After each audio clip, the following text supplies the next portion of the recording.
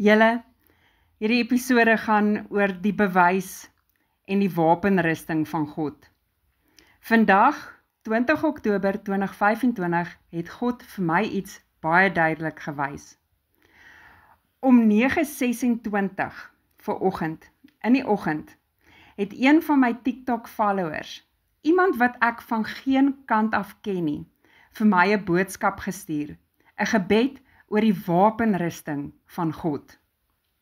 Ek het nie dadelik besef wat dit beteken nie, maar ek weet nou, dit is 'n voorbereiding en 'n bewys wat God vir my geplaas het.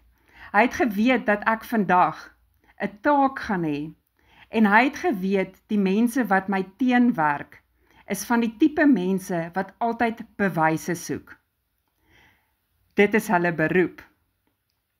God het vir my een bewys gegee, en ek sit dit hier aan die einde van hierdie video. Steeds wag vir wat gaan gebeur. Ek sit hier en wag vir wat gaan gebeur, julle. Maar ek weet dat hy my geroep het om hierdie podcast te maak, episode 9 en episode 10, sodat ek voorbereid kan wees en die bewys saam kan sit, julle. Want God werk op 'n tydlyn vooruit. Dis wat ek nog altyd sê. Hy weet wie die mense is wat bewys soek, en hy wil sy bestaan en sy roeping aan hulle bewys. Die boodskap wat ek ontvang het, kom nie van my af nie, julle, dit kom van God af. Hy lei my deur die Heilige Gees om vir julle te sê, maak julle oë oop vir die waarheid van God. Almal wat probeer manipuleer deur bose geeste, al hou hulle aandag op hulle aktiwiteite. Die enigste pad om uit hierdie probleme uit te kom, is om die waarheid in God te vind. God sal vir julle die wapenrusting gee om stand te hou. Laat ons kyk na die Bybel oor die wapenrusting van God. En in my Bybelstudie, die wapenrusting van God, staan dat julle beklee met die volle wapenrusting van God, sodat julle die bose dag kan weerstaan en alles kan doen om stand te hou.